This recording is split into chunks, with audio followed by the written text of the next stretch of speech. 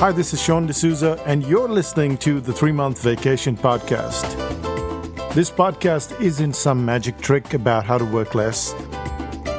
Instead, it's about how to really enjoy the work that you do and to enjoy your vacation time.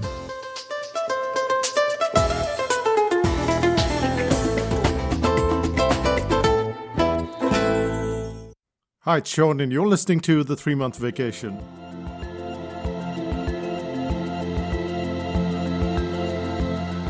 What do you do when you run into a book called Good to Great? Well, I had the same reaction. A couple of years before I left India, I ran into this book by Jim Collins. And I read the book. I read it a couple of times. It was a really good book. And then I kind of forgot about it. I went on to other books until I moved to New Zealand a few years later. For no particular reason, I picked up the book and read it one more time, and it asked, what can you be the best in the world at? At that point, I was making a very long plane journey, and I had time to think about this question. What can you be the best in the world at? I'd been a professional cartoonist back in university and then for several years. So cartooning was mostly what I knew, and now in New Zealand, I was trying to be a marketer. I was trying to do this marketing thing. I knew so little about it in the first place and knew so few people and, as I said, new country. Okay, so the best in the world is a good goal to have, but how was I going to make any kind of headway? How was I going to get people to open doors for me? I didn't have the answer, but I stumbled upon it quite by chance. Here's how you go about creating a doorway for consulting, for training, and finally for leverage.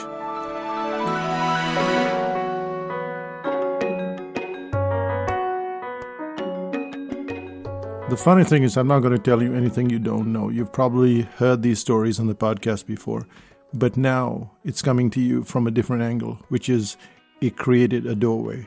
And I'll give you 3 examples or 3 situations that we did quite inadvertently, and it got us through the door. And just for today's podcast, we'll focus on a single thing, and that is checklists. I was in Chicago, and there was this audience of about 250 people, and right up there on the screen was this list of know your personality. And people were given this little URL, and they could go to the website, and they could fill in the form to know their personality. I'm not a big fan of this personality business, but I could see exactly where it was going. Many of the people in the audience were keen to find out who they were and how they fit into the business world. So they went to that URL, they went to their website, they filled in the form, and of course, it takes a little time. You check all the boxes, and it gives you all this option 1, option 2, option 3, which one is you? And eventually, you get an answer. It's a bit like astrology. You make the answer fit you. But what happened with that checklist, and here's the psychology behind it all, is it got that whole level of commitment to go over those steps and then go, wait a second, what's behind that final step? Now that I know my personality, how does it fit in with the rest of what I'm going to do? And that is kind of what a checklist does. It brings up a problem. It brings up a problem that you didn't know existed, which is pretty much how we started.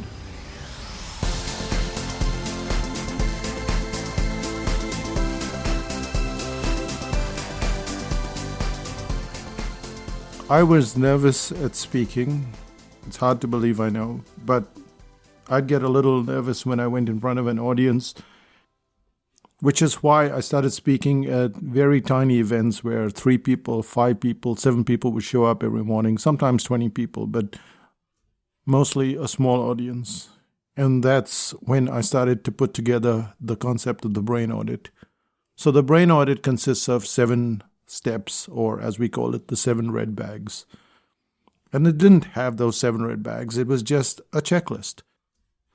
I was trying to figure out, how do I put a sales page together? How do I put information that's compelling together? And I started to create my own little boxes that I could check. And then I put some amount of information behind that, and I started giving this presentation.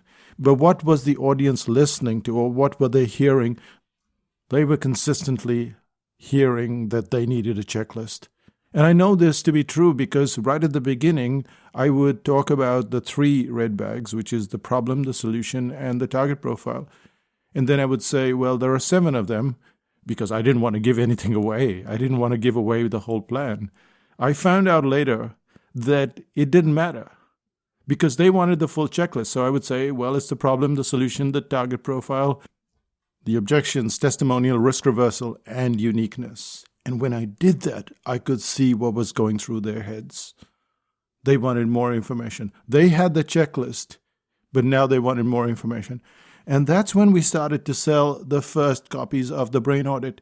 Remember back then, and we're talking about 2000, 2001, very few people had email, let alone websites. And a PDF or buying a book online was totally bizarre. Even so, they wanted the PDF. They were willing to pay more for the PDF than they would pay for a physical book in the store. All of this started with the checklist.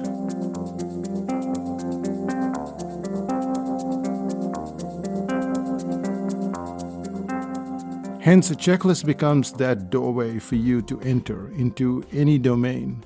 When you give someone a checklist, what you're effectively saying is, here, audit your system. Does it pass these requirements? Pretty much like you do with a car. If you're buying a second-hand car, you don't know what it's been through. So you take it to the Automobile Association or some mechanic, and they go through a 32-point checklist. What they're doing is identifying the problem. And all checklists bring up problems. That's what they do. That's what they're really good at doing. They show you the stuff that you've been doing, which is great, but they also show you where you've been lacking. And that's where you've got your foot in the door. Just like that. It could be just 7 points. That's kind of where we started. But then as people asked for notes, then we put together a document. That document started to be called the Brain Audit, and it had 20 pages. And now it was a little more beefy checklist. Not quite what it is today, but a lot better than how it started. Even so, people are going through the phases. They're going, okay, these are the 7 steps. Now, what is the detail for those 7 steps? So that's kind of where you can start in most cases. It doesn't matter whether you're in audio engineering or you're talking about podcasts or websites. Creating and distributing that checklist does 3 things. The first thing it does is it enables the client to see what they're doing well. The second is what they're not doing well. And the third, and this is the most crucial of all, is they are spending time with you. When they go through a checklist, they are spending time with you. And this, to me, is probably the biggest of all. It's really nice to have the what I'm doing, what I'm not doing. But the fact, just like in that audience in Chicago, they went through all of those, this is me, this is not me, this is me, this is not me, this is me, this is not me. So when they get to the end, they have made that commitment, they have spent time with you. And that is the genius of the checklist. That it does all of these 3 things, but mostly that they would not spend that time with you if you stood in front of them and told them how great your company was and what products you have and what services you have. But they would spend time with that checklist, just like we do with pretty much any checklist.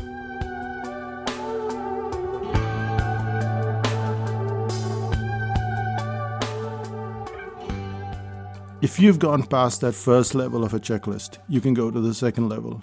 And that is, you can have an event, maybe a webinar or a workshop.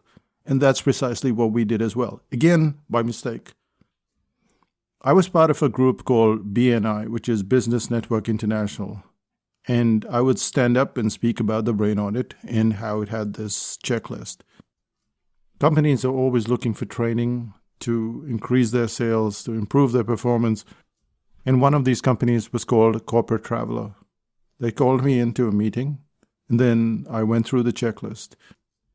And I said to them, we could go through an entire day where we go through this checklist, we look at your specific business, and we find out where you can improve.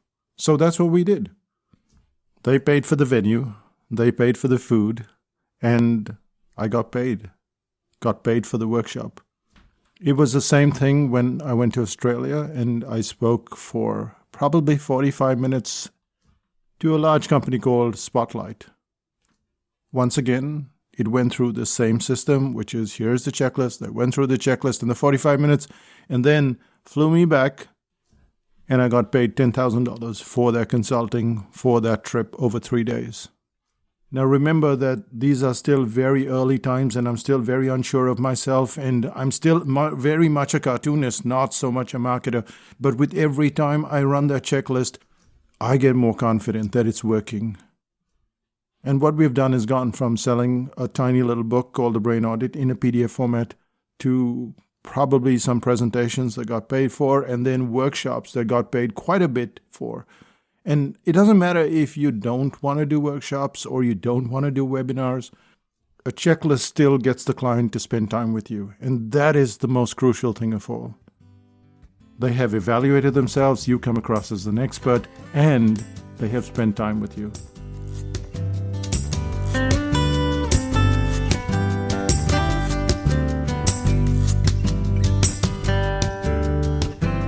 A client of ours who's very good at treating people who have anxiety issues also used this checklist system. He asked his clients where they wanted to go. He said that he was really being curious about it, and he had used tools to ask these questions. He then converted it into treatment goals and a program with steps for clients. All of this seemed like very hard work, he said, but it paid off. Within 10 days, his appointment calendar jumped by 20%. But here is where the story gets really interesting. He wasn't trying to get a doorway into new clients. He sent this to current clients, to existing clients. It wasn't something that he was expecting. When I read that book about Good to Great, I wasn't expecting to go down a puny little checklist. Checklists are everywhere. We don't think much of them. But they have so much power. They have so much power to get the client to spend time with us, to audit themselves, and it works for new clients as well as existing clients. I could give you a dozen things to do today, but I think you'd do fine with just a checklist. You might just be starting up in business, or like the therapist, you might have been in business for many years. Either way, new clients, current clients, all depend on the checklist. And with that, let's find out what's happening in Psychotactics land.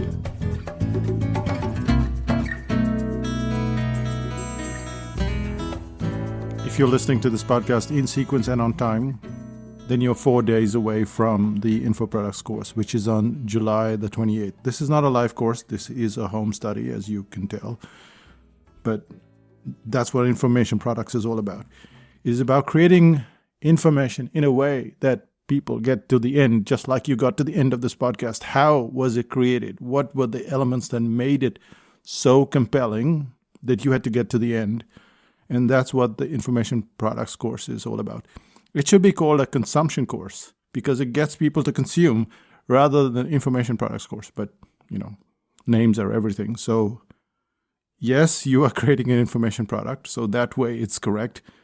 But essentially, the course is showing you how to structure information so that people love it and they get to the end point. And that brings them back for more products, more services, which is precisely what we've been doing at Psychotactics. We don't do all this advertising and all the stuff that other people do. But we always have our courses full. We always are able to sell product because people are coming back. The same people are coming back. And then, of course, you get a few people. And it doesn't have to be a torrent of new people. It can just be a trickle, and it doesn't matter because the people that you already have are coming back for more information. So that's what the Information Products is all about. Go to Psychotactics, go to the courses, and get on the waiting list. Yes, there are just 4 days, but get on the waiting list because that's the only way you'll get the information for this course.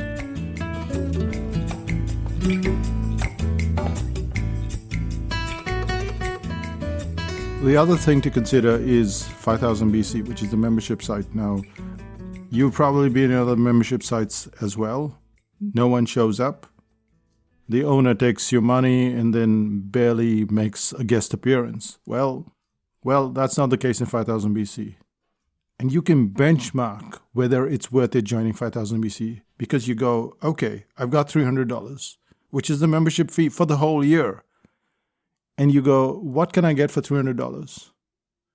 Maybe I'll get an answer to my question, a whole bunch of questions, or maybe I have a sales page that needs auditing and I need some help on that.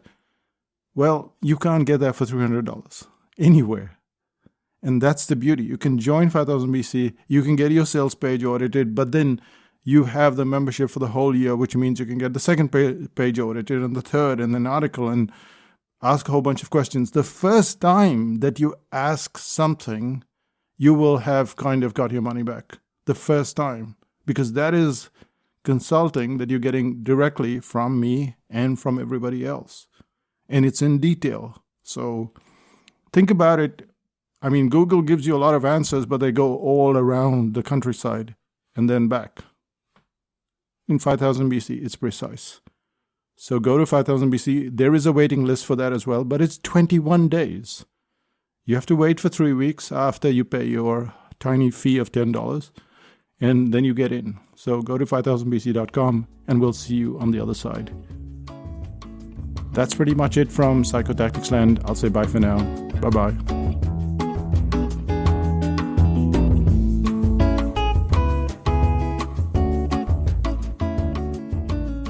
Still listening? Let me tell you the story of the shortest checklist that I ever had. It wasn't even a checklist. Well, it was a kind of checklist because there were check boxes. I learned that a bed franchise company used to have annual meetings and they would have a speaker. Now, I was a nobody. How do I get the attention of the CEO? I said, look, this is what I speak on. And I gave him 3 topics. Yes, multiple choice. And I said, which of the 3 interests you the most? And he looked at it, and he rated it. And then we talked for a while, and then we went away. And then I followed up for a while. But he had spent time with me. And he had spent time analyzing which of the 3 were most valuable to his company. That led to a speaking engagement, which was on a cruise, and Renuka came along. So it was a happy ending, and it was a 3-point checklist. Time spent with you, that's crucial. I'll say bye for now, and thanks for spending the time with me. See you in 5000 BC. Bye-bye.